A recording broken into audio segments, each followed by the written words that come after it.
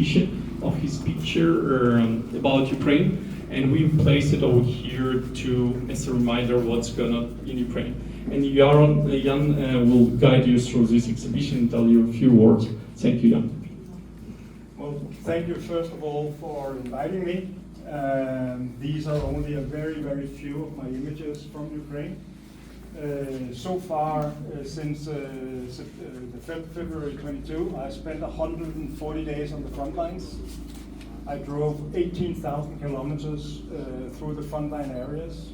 I'm going back in 2 weeks with special forces on the eastern front lines and in the Sumy region. Also, I opened a big exhibition just yesterday in 2 old World War II bunkers here in Copenhagen, not too far from the American or the Russian embassy. Hopefully they will go by and see what the fuck they did. I'm afraid they won't.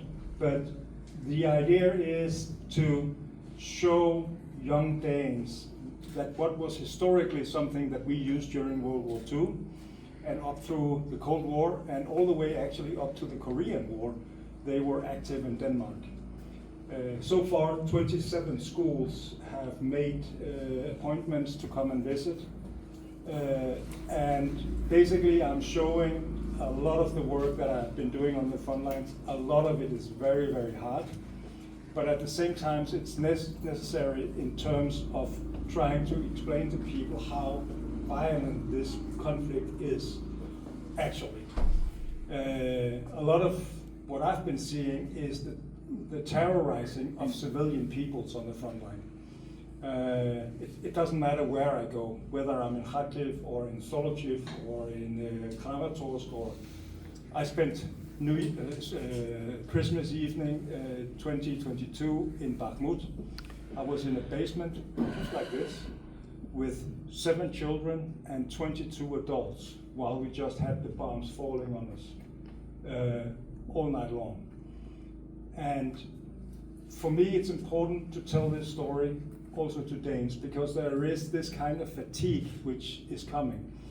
Right now we have a big conflict going on in Gaza, Israel and Lebanon, and that puts Ukraine down the list in terms of the media. But we cannot forget that this has been 1,000 days of war.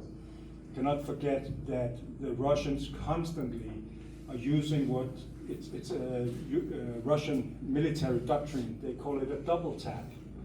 So when people are waiting in line for water or food or necessities for their children, the Russians would hit a place like this very hardly, very violently. Then they would wait 15 minutes and until rescue workers, media and other civilians came along to try and help the people, and then they would hit it again.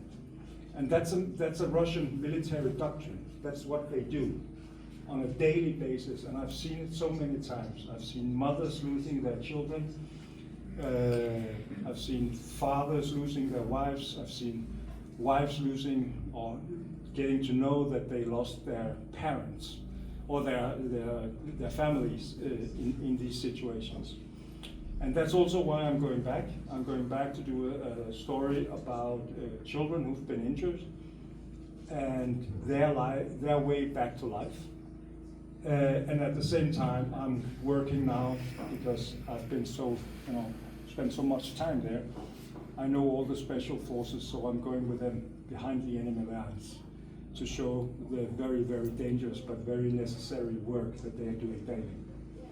These are just a few images.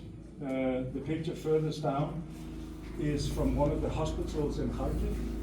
They say that Russia keeps saying that they have never hit a hospital, and there are 9 hospitals in Kharkiv.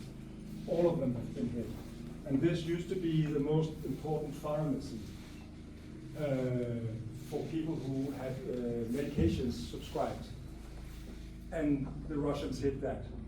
The other one is one of my favorite pictures. It's a mother who's reading bedtime stories for her children in a metro station.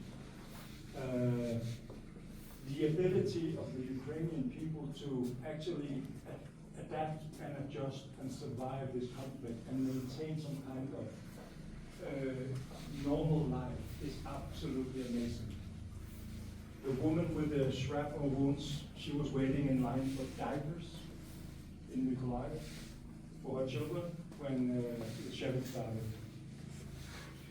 A metro station, also in Kharkiv, thousands and thousands of people just living there with their pets. And again, some of these missiles that are actually targeting completely normal areas where there's absolutely nothing of military content there. It's just civilians living. I've fallen in love with Ukraine. I have so many friends there. The hospitality and the welcoming has been absolutely amazing. That's also why I did this exhibition. I didn't get any sponsoring from anyone, so I actually made my 4 kids work there for free. But they did it, and now it's running. It's free admission. It's the year out, and I'm inviting schools to try and tell the story as well as I can. Even playing sound bits that I recorded on Christmas evening. The last thing I want to tell you, which was from New Year's Eve in Kherson, where I have an apartment, was that 2 minutes after midnight, on the night between 22 and 23, a Shahid drone hit a children's hospital for cancer-sick children in Kherson. And we found the tail blade of the drone afterwards. And on it, they painted a rocket being launched with a present on it. And it said, Happy New Year. So this is the brutality. Thank you for coming. As I said, I enjoy Ukraine very much. I have so many good friends there. And I'm looking forward to visiting the country again once everything settles down and Ukraine is free again.